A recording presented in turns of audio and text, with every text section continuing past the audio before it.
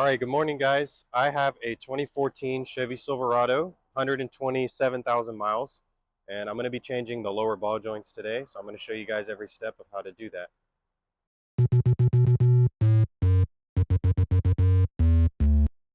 First things first, let's go ahead and get this vehicle in the shop and I'll get it racked up.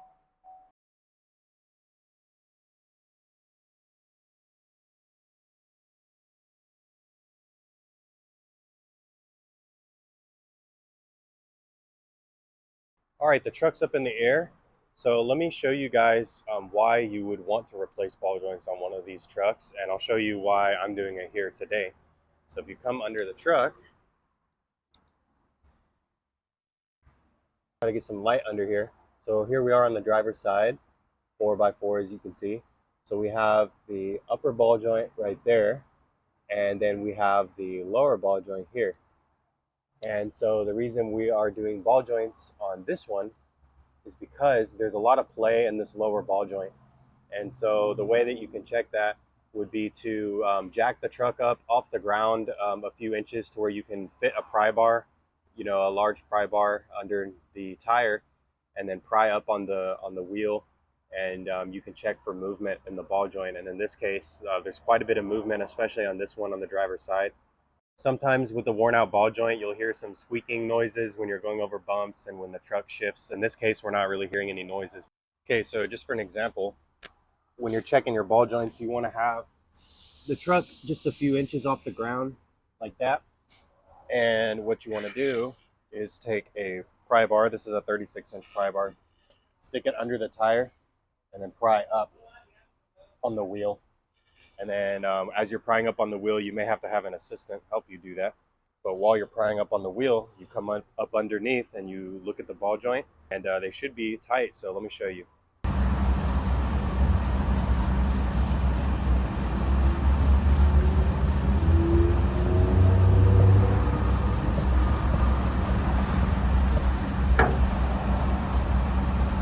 So obviously the first thing you're going to want to do is get the tire off. Just use a 22mm socket.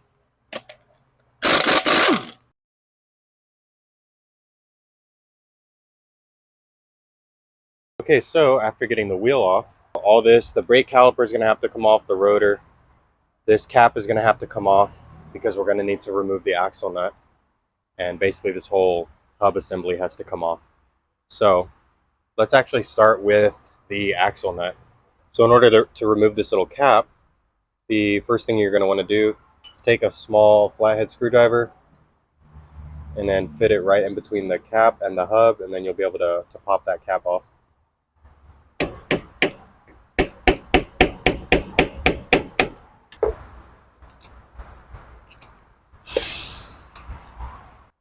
I did mangle it a little bit trying to get it off, so that may happen.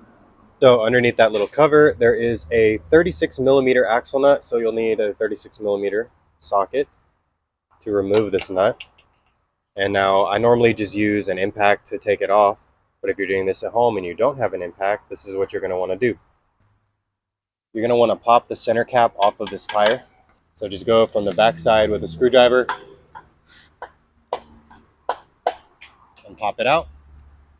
Then reinstall said tire and just put on 2 of the lug nuts and then, snug them down. Then you can lower the truck down, and then you can get in here with a long breaker bar and you could break this nut loose. Otherwise, if you try to loosen the nut up here in the air, it's just going to spin the whole axle and hub assembly and you're not going to be able to loosen it. All right, so just as a demonstration, it's on there pretty tight.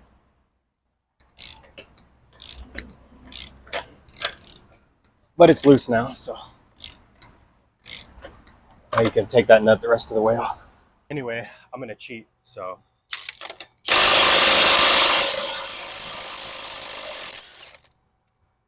here's the nut right here. Yeah, like I said, I normally would have done this in the air with the air gun, but just to show you guys. And behind the nut, just so you know, there is a washer. So you want to make sure to get that out and don't lose it. And if you're in the south like I am and you're lucky and there's no rust on the vehicle, then the axle shaft should probably already be pretty loose. But if you got a lot of rust, then you may have to whack this a little bit, get it to break free. But in this case, we're good. And now what I want to do is I want to get the brake caliper and bracket off. So I'm just going to rotate the wheel toward me. Actually, the steering is locked. Let me unlock the steering.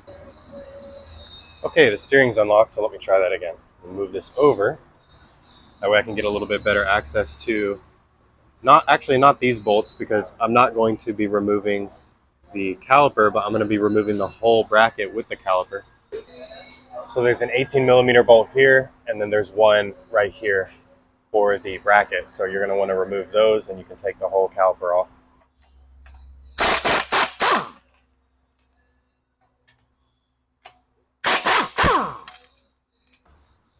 Now, I'm going to use a hanger like this. I'm going to take this whole bad boy off right now. And I'm just going to hang this out of the way for now. So it doesn't really matter where you hang it. I'm just going to hang it here to get the weight off of this brake line. Now on the rotor, there is a T30 Torx screw. So you're going to want to remove that to get the rotor off.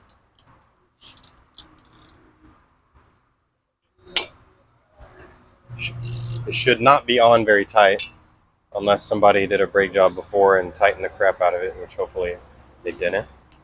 Yeah. Okay, at this point the rotor should come off fairly easily. Okay, now with the rotor and everything removed, you're going to want to come back here and you're going to want to remove the ABS speed sensor. So you'll need a 5 millimeter hex socket like this.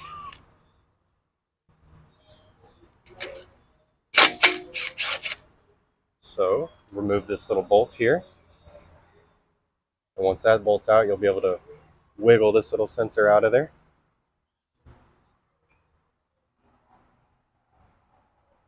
Get that little guy out of the hole. Fish it back through the backing plate. And what I'm going to do is I could release the tab here and move this wire. I'm just going to undo this 10 millimeter bolt because I don't want to stick a screwdriver in here and break this plastic. They always break when you try to mess with them. I'm going to get this pin removed here. Now we can move this whole sensor and just set it aside for now. I'm just going to tuck it up over there. It'll be all right. I'll just thread this little guy back in here so we know where it goes. Now at this point, to get the steering knuckle out, really all you got to do is remove the outer tie rod. So we're going to remove this nut. There's a nut for the lower ball joint here, and then the nut for the upper ball joint. So those three, get those out. And the order doesn't really matter. I like to take the tie rod off first, so I'll do that. So use a 21 millimeter socket to get this nut off here.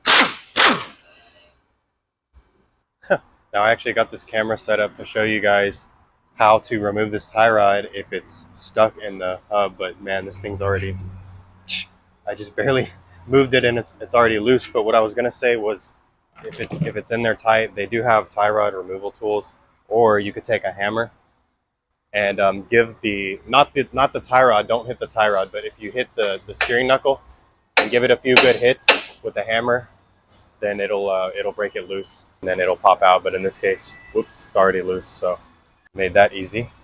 So let me go ahead and get this nut loose for the upper control arm. So I'm going to use an 18 millimeter ratcheting wrench. So it is an 18 millimeter nut, so I'm going to get that on there and bust that loose.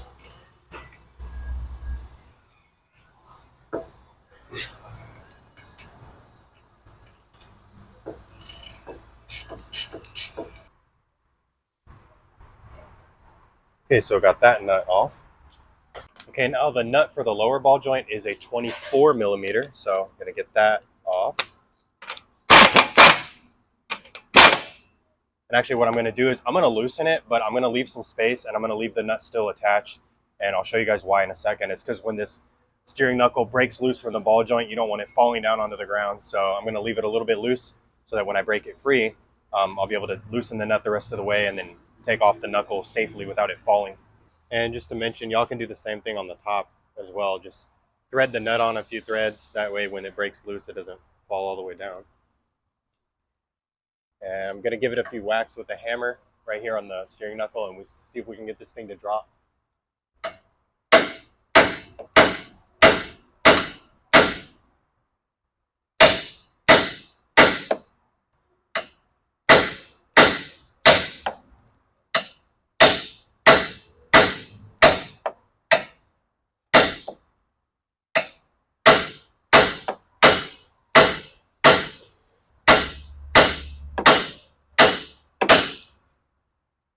Okay, finally dropped right there. Yes, and I know I was hitting it like a girl. I'm left-handed, so I had to get under there in a weird angle. So I understand in the comments if you guys got to say what you got to say. It's all good. So on the bottom one here, actually, what I'm gonna do here is I'm gonna use a fork like this to separate the ball joint and the steering knuckle. The reason I didn't use this on the top was because we're actually not replacing the upper control arm, and so I didn't want to damage the boot on the ball joint by sticking a fork in between. So, but on the bottom, we're replacing the ball joint anyway, so it doesn't matter if the boot gets a little damaged. So, and this fork's actually not big enough, so let me get another one. Okay, I got a little bit wider fork here, so let me try this.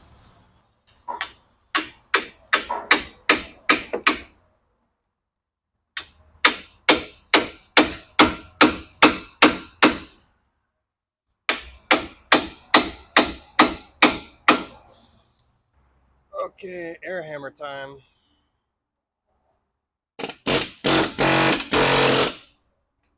Oh, so much easier.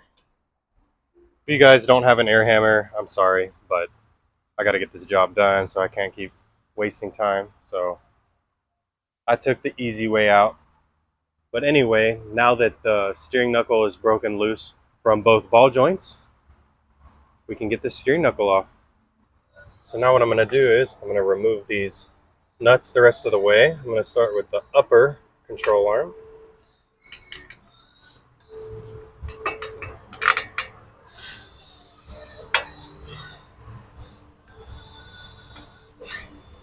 Get that detached. Lower ball joint nut the rest of the way off.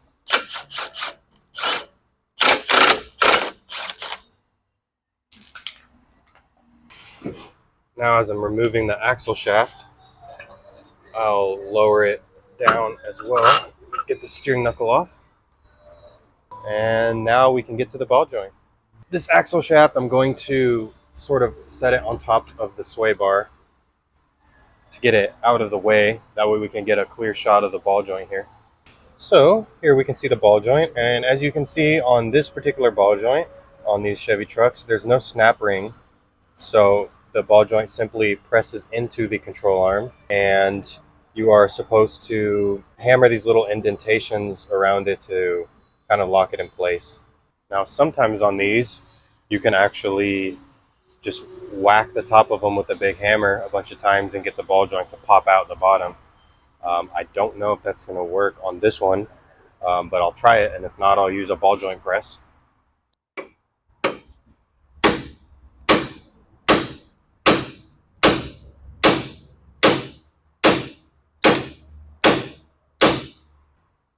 Yeah, it's not really wanting to move. Let me do the ball joint press. So as far as the ball joint presses are concerned, Harbor Freight actually has a pretty decent one that I got a long time ago, and I've been using it, and it works great. It has pretty much all the adapters and stuff that you'll need. So I've never had an issue with this one. There's some presses out there on the tool trucks that are 4 or 5 times, 6 times what this one costs. I think I paid around $100 for it, so definitely worth it. So when using the ball joint press, just make sure that whatever adapter you use is actually, you don't want it sitting on the lip of the ball joint, because then you're just going to be pressing on itself. So make sure that it sits actually on the control arm like that. And if it overhangs a little bit here, that's fine. So this is how we're going to set up the tool. I've used the largest adapter in the set, and then the little plate here. And then basically as we turn this screw, it's going to push the ball joint out through the bottom, and it's going to land inside this cup right here. The upper control arm's a little bit in the way, but we'll be able to work around it. All right, let's see how it goes here.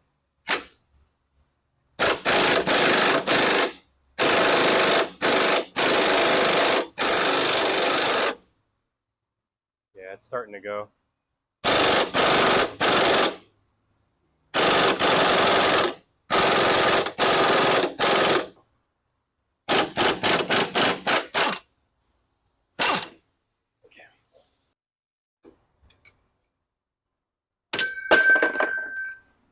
Yeah, it's gone down quite a bit, but this ball joint's so thick right here, it was starting to get wedged inside this. So as you can see here, it's moved down quite a bit. You can also tell by looking here. So we just need to press it down a little bit more. At this point, I'll probably just finish it off with a hammer, to be honest.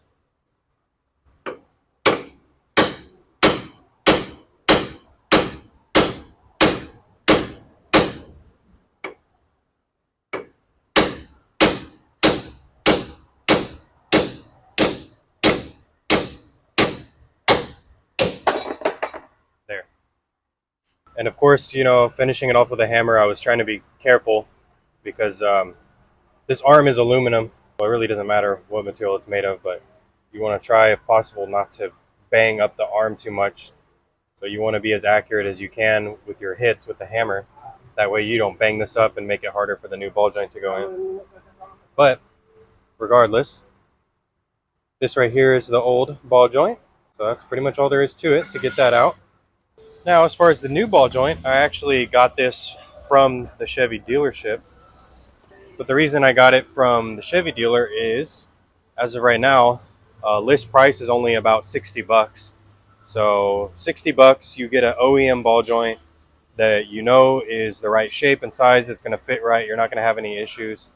The only downside is that there's no grease fitting, which some people drill into this and they'll add a grease fitting. I'm not going to do that because I'm just going to keep it OEM. I know Moog and some other companies, they have, you know, greasable ball joints.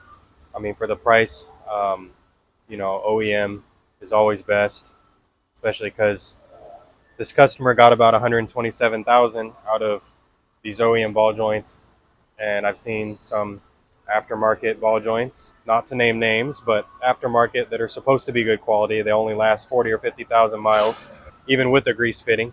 Aftermarket, there's a lot of crap out there, guys. So, you know, if OEM's only 60 bucks, just go with OEM. That's my advice on that. But you guys can do what you want. Another thing too is when you go to buy these ball joints, they're going to ask you if the control arm is steel or aluminum. And apparently there's two different ball joints depending on if the arm is aluminum or steel. Almost all of them I've seen are aluminum. This one's aluminum. But you'll definitely want to know that before you buy the part. And an easy way to tell is obviously the color of the metal. This is aluminum. If you're not sure, then what you can do is take a magnet. If the magnet does not stick to it, then it's aluminum. If the magnet does stick to it, then it's steel or some other kind of metal. So this one's definitely aluminum. So all that's left is to get this new ball joint up in here. So you're going to want to put it in through the bottom like so. We're going to get it pressed up in there. And this is how I'm going to set up the tool on this one. So to install it, you basically want the correct adapter that presses on the ridge that goes on the outside of the ball joint to press the ball joint up.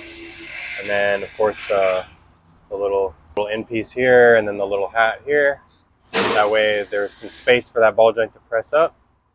And now as we tighten the screw, the ball joint will get pressed up into the control arm. And I know it's crooked. I'm going to fix that. So try to get it up as straight, you know, make sure that it's as straight as possible when you're pressing it in. That way you don't have any issues.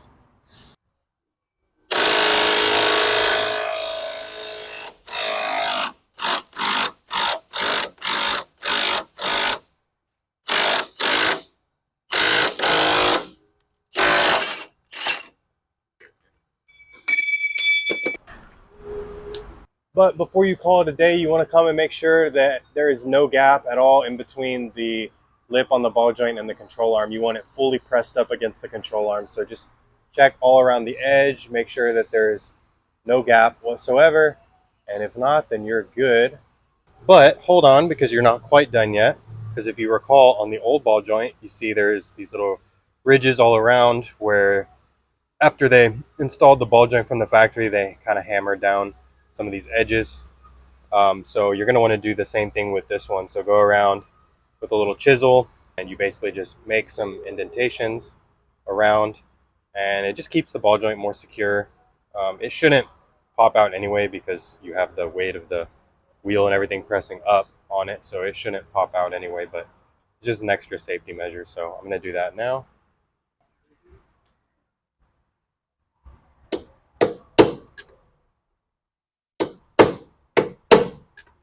All right, so just to give you an idea, that's basically how it looks. So you just go around every so often, and just put a little indentation and hammer down that lip over the control arm. Okay guys, so as I go through this, I'm gonna get the steering knuckle back on, and then I'll give you guys all the torque specs as I go through this. So I'm gonna slide the knuckle through the lower ball joint, and I'm gonna get the nut started here on the bottom.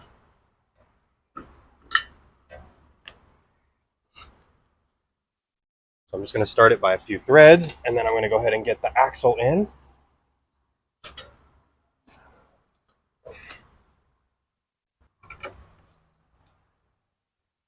I'm gonna pry up a little bit on this upper control arm so I can get the steering knuckle in.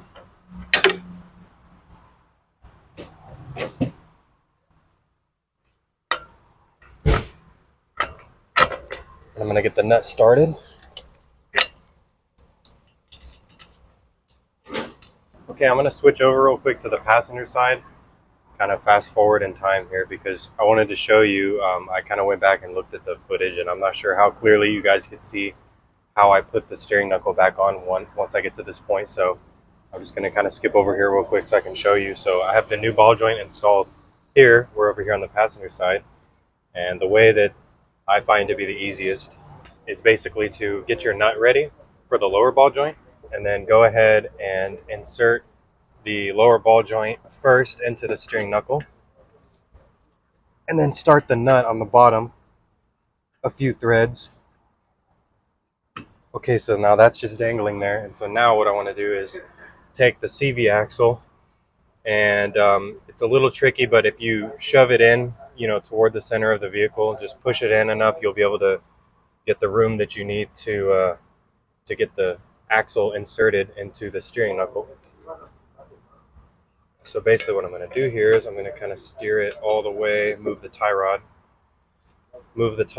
and then steer it all the way one direction. And then basically, you see this has to clear down here.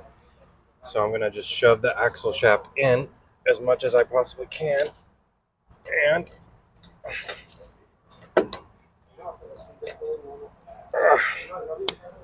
kind of use some force here.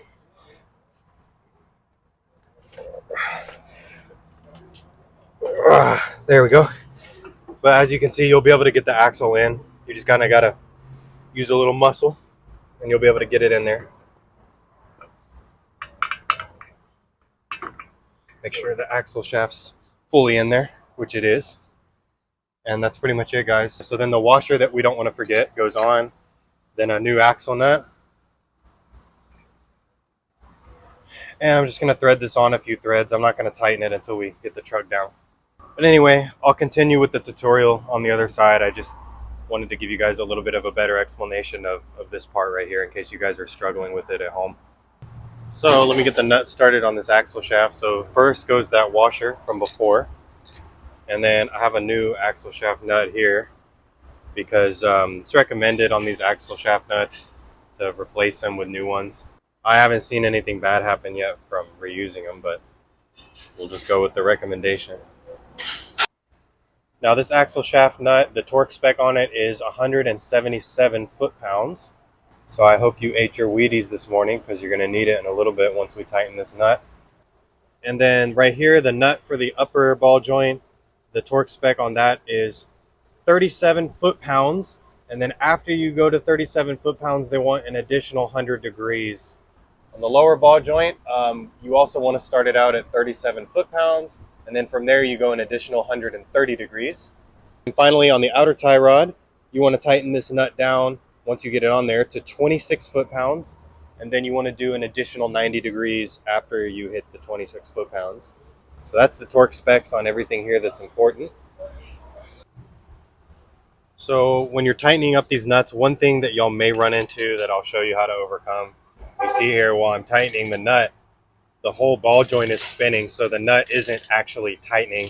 So if that happens to you, then what you'll do is while you're tightening that nut, you want to kind of lift up on the knuckle.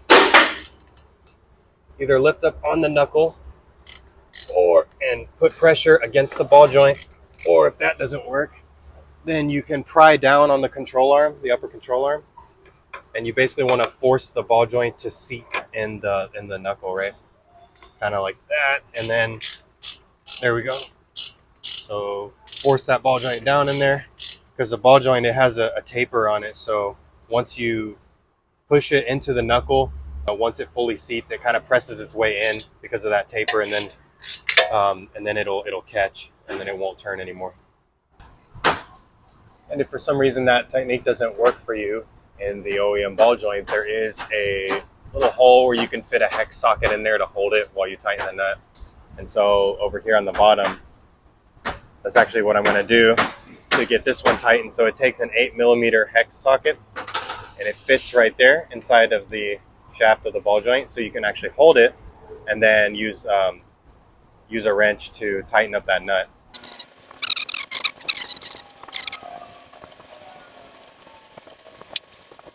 Man, so this, you know what I just realized? I kept tightening this nut, and yet the ball joint's still loose, and I tightened it up all the way to where this boot is being crushed, and it still wouldn't get tight. And that's when I realized that they sent me the wrong ball joint. So now I'm gonna have to redo all this. I didn't notice beforehand, this is the new one that they sent. This is the one that they sent me originally. This is the old one that we took out. But if you notice right here, this tapered shank, it's a lot wider and thicker on the original ball joint. And on the new one they sent me is narrower. So I'm trying to get this new ball joint up in the steering knuckle, and it's not seating properly because this tapered shank is too small.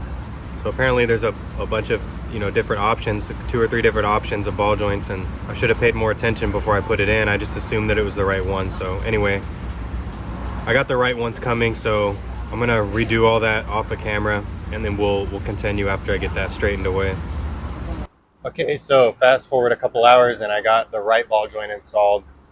So as you can see, it's not all crushed up like how the other one was. So this is the correct one. So yeah, so let this be a lesson to whoever's watching. Don't just assume you have the right part, even if you give them your VIN number and all that type of stuff. Take the old and the new part and compare them side by side. As you can see, this one looks nothing like the other one that they sent me, but I didn't pay attention. I should have before I put it in, but anyway, it's no big deal. I got it straightened out. So just definitely double check your parts before you put them in, so you don't do what I did. The parts guy at the dealer, he was telling me that for the aluminum arms like this, there's 2 options of ball joints, one with the smaller shank and one with the larger shank. And then if you have a steel arm, it's going to be a different one too. So aftermarket, I'm not really sure what options are available, but just double check before you put them in. But at this point, I have everything tightened. I got the tie rod reinstalled. I have the upper ball joint nut is tight right up here. And then I got the lower ball joint nut is tightened up. So all my nuts are tight except for this one right here, which I'll get when I lower the truck down. So at this point, I got to reinstall the ABS speed sensor here. I'm going to fish this little guy through here.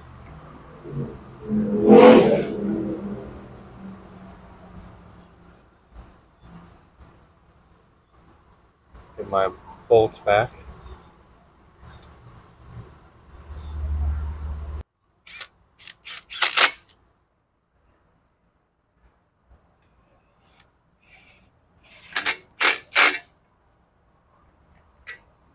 Okay, so I'm going to get the rotor on now, and I'm going to pay attention and make sure that the hole on my rotor where the bolt goes through that holds it in place lines up with that hole that's on the hub. Get this little bolt, that Torx bolt, put back in.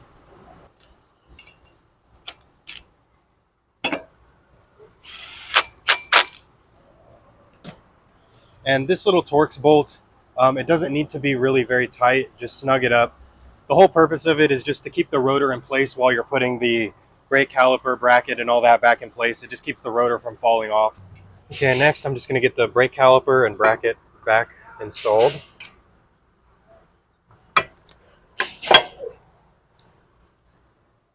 And like I said, I didn't actually remove the caliper from the bracket, so the brake pads and everything are still intact. So I just all I had to do is slide it back on there.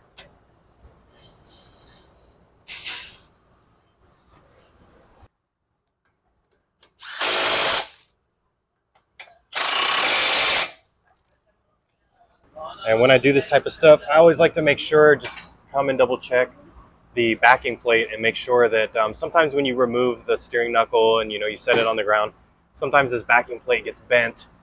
And so just double check all around, make sure it's not touching the rotor in any way. If it is, just bend it back out, because if it's touching the rotor, you'll know as soon as you start driving down the road, you'll hear a scraping noise. Okay, so I got the wheel reinstalled, and I have the lug nuts. They're not torqued yet, they're just snug. But I have the truck on the ground. That way I can tighten that axle nut. Now remember, we're torquing this axle nut to 177 foot-pounds.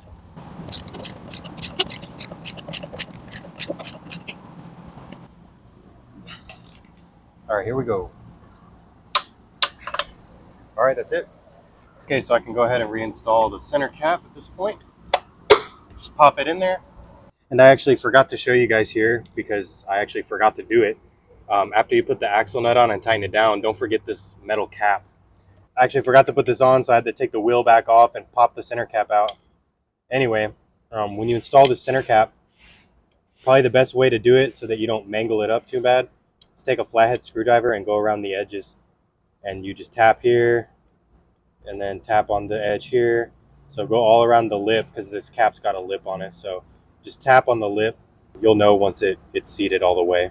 And then the lug nuts on this truck get torqued to 140 foot-pounds.